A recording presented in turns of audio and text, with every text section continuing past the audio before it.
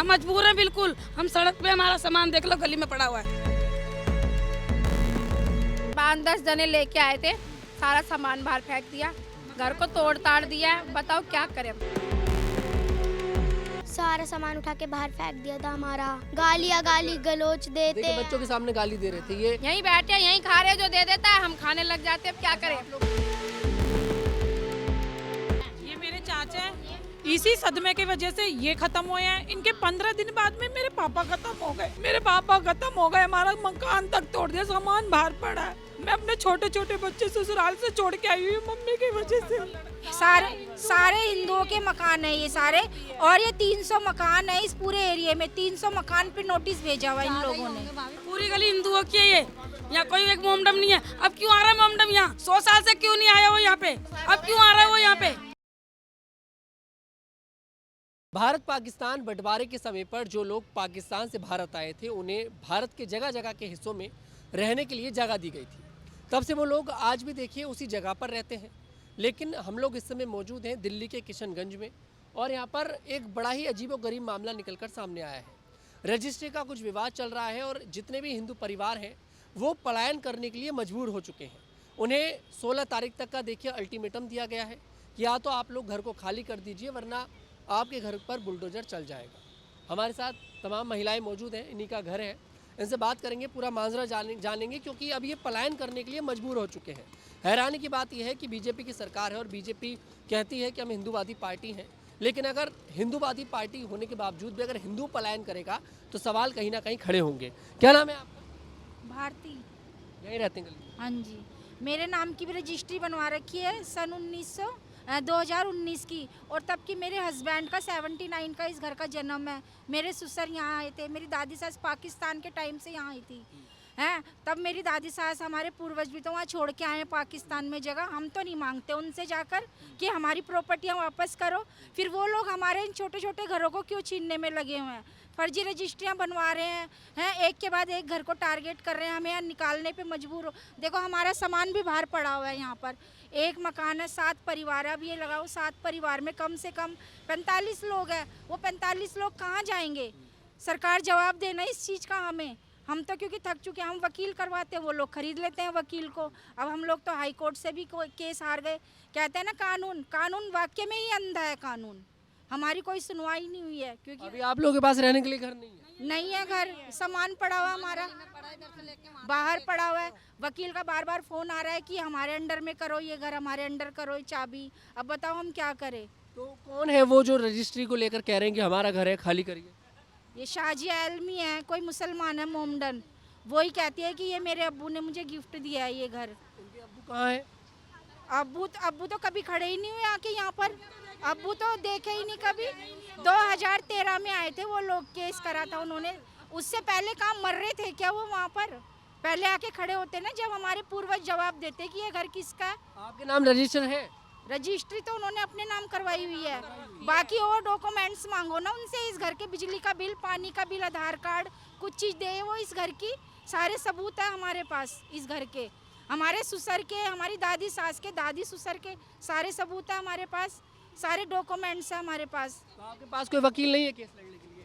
वकील तो खरीद लेते हैं। वकील तो अब कह रहे हैं कि मकान खाली करो, वकील ने भी कह दिया हमको यही। अब हमारे पास तो कोई वकील नहीं है, ना पैसा है ना कुछ है। अब बच्चे पालेंगे कि हम केसों में लगाएंगे या हम किराया भरेंगे। 16 तारीख आपको लास्ट डेट मिली है, तो उसके बाद क्या सोचा है आपने? क्योंकि वो तो आएंगे घर खाली कराने के लिए। बैठेंगे सड़क पे, बैठेंगे सड़क पे बैठेंगे ना। बताएगी ना, मोदी सरकार बताएगी ना हम क्या करें। वोट तो हम उनको ही देते हैं ना, वो कहेंगे ना, वो बताए हमें हम क्या करें। तो आप पलायन करने के लिए मजबूर हो चुके हैं? हम मजबूर हैं बिल्कुल। हम सड़क पे, हमारा सामान देख लो गली में पड़ा हुआ है। गली में वहाँ जैसे दिख रहा है मुझे सामान लगा हुआ है। उन्होंने है ना 5-10 जने लेके आए थे, सारा सामान बाहर फेंक दिया, घर को तोड़ ताड़ दिया है। बताओ क्या करें। यहीं बैठे यहीं खा रहे, जो दे देता है हम खाने लग जाते हैं। अब क्या करें। आप लोग यहीं मतलब ना बनाने की जगह ना खाने की जगह। अभी इनका घर टारगेट करा है, मेरे घर पे नोटिस भेज देते हैं। और नोटिस है, सारे हिंदुओं पे नोटिस भेजा हुआ है ना, एक के बाद एक घर। पूरी बगीची में 300 घर हैं पूरी बगीची में। सब पे नोटिस भेजा हुआ है। कि इनके चक्करों में बैठे रहे, घर से बाहर रहे, क्या करें। कमाएंगे नहीं तो खाएंगे कहाँ से किराया देंगे फिर। ना इनके पास बनाने की जगह है, ना खाने की जगह है। चलिए आप आइए, सब आ जाइए मेरे साथ, जैसे मैं दिखा देता हूँ और दिखाते हैं आपको। जी, आपके घर पे भी नोटिस? हाँ ये देखो, आइए जी, बिल्कुल देखिए, जैसे आप देख सकते हैं कि किस तरह से पूरा सामान बाहर इन लोगों ने रख रखा है। ये मेरे चाचा हैं, इसी सदमे की वजह से ये खत्म हुए हैं। इनके 15 दिन बाद में मेरे पापा खत्म हो गए, सही 15 दिन बाद में। कमाने दबाने का काम नहीं है भाइयों का, तो ये मेरी मम्मी है, काम पे जाती है। मेरे पापा खत्म हो गए, हमारा मकान तक तोड़ दिया, सामान बाहर पड़ा है। मैं अपने छोटे छोटे बच्चे ससुराल से छोड़ के आई हुई मम्मी की वजह से। कहाँ जाएंगे, ठंड में छोड़ कर, ठंड में कहाँ जाएंगे, घर से बेघर कर रखा है। ये नहीं है, हम आज के रहने वाले हैं, हम बहुत टाइम से रह रहे हैं। हमारे दादा दादी यहीं रहने वाले हैं। मेरे मेरे पापा का जन्म यहाँ का है। ये मेरे दादा का राशन कार्ड है, ये मेरे दादा है रेवड़ राम। ये कोई नया नहीं है, इस टाइम का बना नहीं है। ये मेरे पापा का है। मेरे पापा ने इस घर से पढ़ाई करी है, ये छोड़ने का टाइम का ये। कुल मिलाकर आप जैसे जब आज़ादी हुई उसके बाद जब यहाँ आए तो आपको ये रहने की जगह दी गई, आप अपनी मर्जी से नहीं? सरकार ने यही जगह खाली थी, यहीं पर ही रख दिया था कि आप लोग यहाँ रहो। तब लोग बागों ने फिर अपनी जिंदगी शुरू से, रोजमर्रा की जिंदगी शुरू। कोई अनजान शख्स आता है और अपनी जगह बताता है। हाँ, वो भी अब 10 साल से खड़ा हुआ है, अनजान शख्स भी 10 साल से आके। कितने मकान होंगे अंदर अगर देखें तो? सारे हिंदुओं के मकान है ये सारे, और ये 300 मकान है इस पूरे एरिया में। 300 मकान पे नोटिस भेजा हुआ इन लोगों ने। अरे परिवार रहता है, 500 है टोटल। हमारे छत ना जीने, हम रोड पे जाए, हमारे छोटे छोटे बच्चे जाएंगे तो कहाँ जाएंगे? हमें इंसाफ चाहिए, हमारी छत ना जाए। हम लोग हाई कोर्ट से, सुप्रीम कोर्ट से, सब जगह से लड़ के हार चुके हैं। अब सरकार इस चीज का जवाब दे कि कहाँ जाएं हम लोग, ये बताए ना हमें। आप लोग ठंड में भी बाहर ही बैठे रहते हैं पूरी रात। रहने का ठिकाना नहीं है, बनाने खाने का घर नहीं रहा। यहाँ छोटे छोटे मकान भी नहीं रहने दे रहे। आइए देखिए अंदर और दिखाएंगे। मतलब 400 से 500 मकान हैं यहाँ पर, आपको बता दूं मैं। और आज जितनी भी पूरी हिंदू बस्ती है वो पलायन करने के लिए मजबूर हो चुकी है, क्योंकि एक अनजान शख्स आकर इसे अपनी ज़मीन बता रहा है। जैसे कि आपने देखा, ये हमारे साथ महिला थी और ये किस तरह से रोती यहाँ पर नज़र आई। और बहुत सारे मकान हैं यहाँ पर, बहुत पहले से लोग रह रहे हैं और बहुत अंदर तक पूरा ये है ऐसे। आपके मकान पर भी नोटिस लग गया? आपके पे भी लग रखा है? आपके मकान पे भी लग रखा है नोटिस? पता नहीं, हमारे तो सर आपके भी है? बोलेंगे आपके भी है तो फिर आप लोग प्रशासन से अपील तो करिए, प्रशासन के पास। कोई नहीं सुनवाई। कोई नहीं हो रही है हमारी। अगर किसी की सुनवाई होती तो यहाँ पर कोई ना कोई तो आता है यहाँ पर। अब के सामने है, देख लो, कोई भी यहाँ पर कोई भी नहीं है। यहाँ पर कोई हमारी सुनवाई नहीं कर रहा, कोई भी कुछ नहीं कर रहा हमारे लिए, कोई हमारी कोई मदद नहीं कर रहा। अगर कोई नहीं सुन रहा हमारी, हम इतने सालों के देखे रहते हुए। ये देखो, इतना पुराना हमारा राशन कार्ड है, जब भी कहते हैं हमारे मकान है। नोटिस आए हुए, एक हमारे इनका, एक इनका, एक इनका, हमारे तीनों के आए हुए हैं। जब से हम यहीं पे रह रहे हैं, मेरे से बड़े मेरे 6 भाई थे, वो गुजर गए इस घर के अंदर। मैं 7वें नंबर पे, मेरी उम्र भी 52 साल हो गई है और बच्चे भी जरा जरा से बच्चे। हम इन जरा जरा से बच्चों को लेके कहाँ जाएंगे हम, ये बताओ?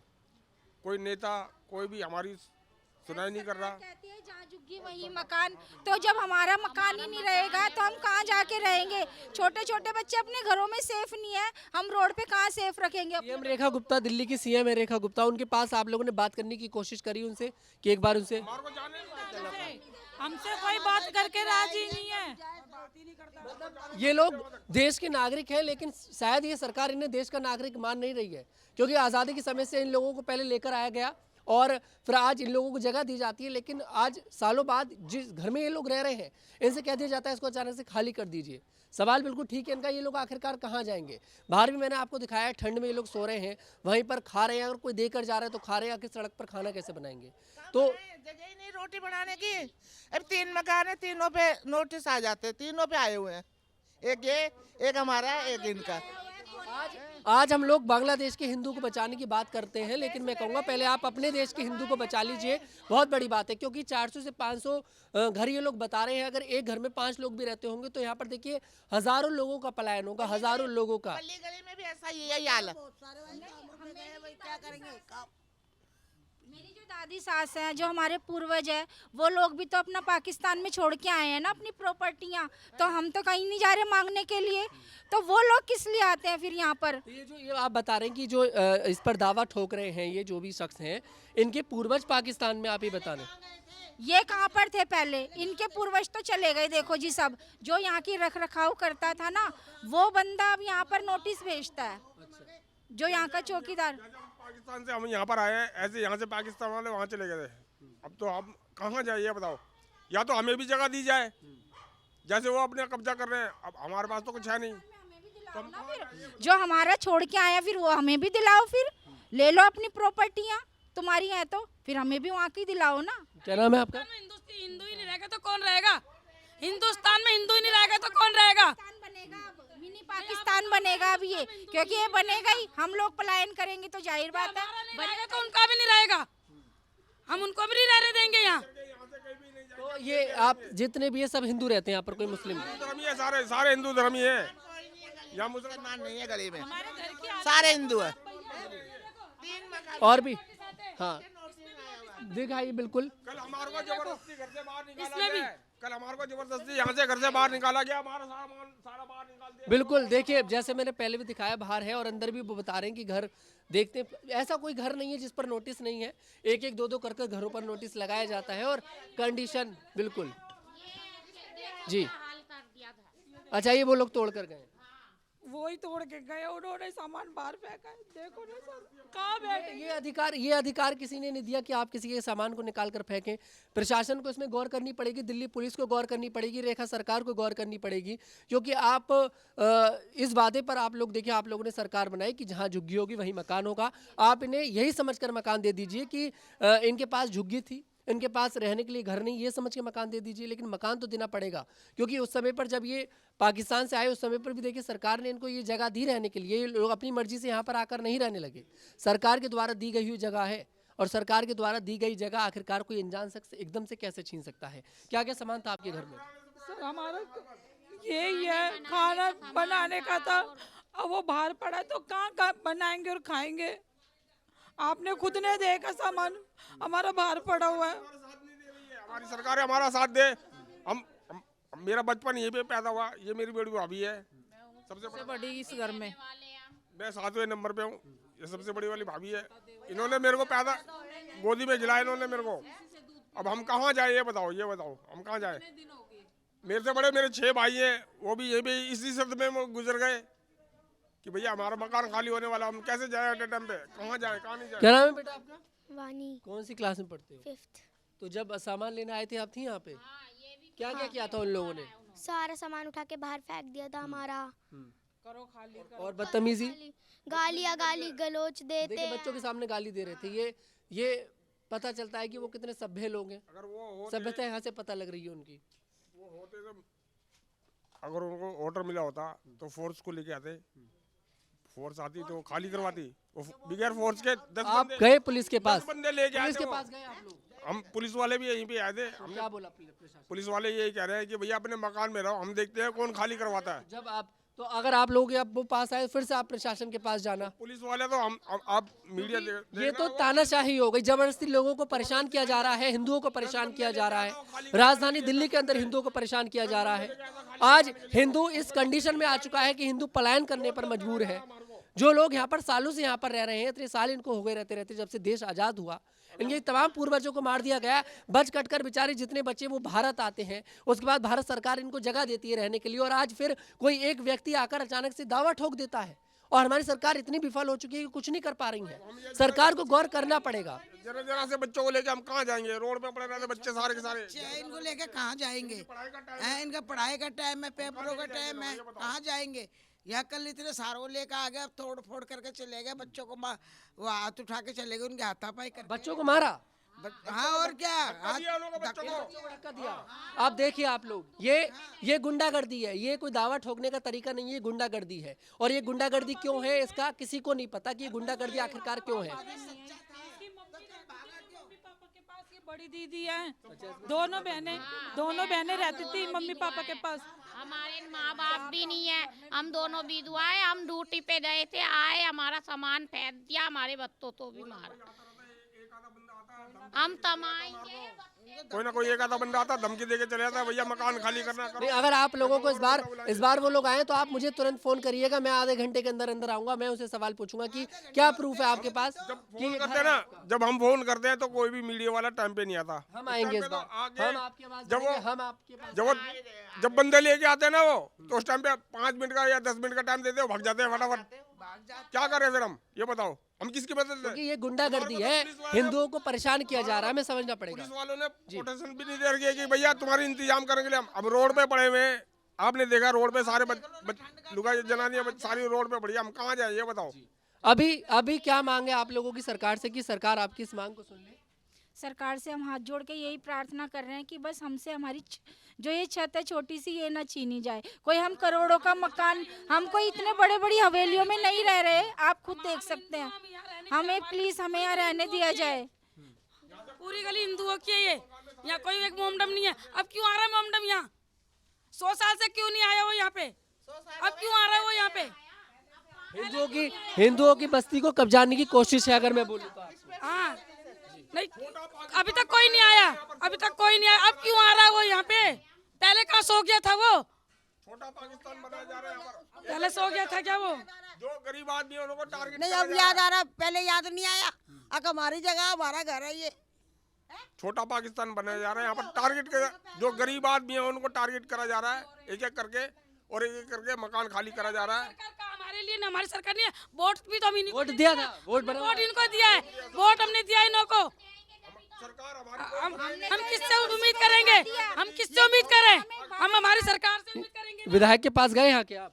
विधायक के पास भी गए थे, विधायक भी वो कहते हैं कि भैया हम करेंगे, आएंगे, हमारे को फोन करते हैं, जब आ जाएंगे। हम फोन करते हैं तो वो उस टाइम पे आते नहीं है, जो आता वही है, क्या क्या जाता। उस टाइम पे कोई नहीं आता। नंबर है विधायक जी का? विधायक जी का हमारे पास नंबर नहीं है। नंबर दीजिए, मैं भी बात करता हूँ। अभी कैमरे के सामने बात करेंगे, ऑन रिकॉर्ड बात करेंगे।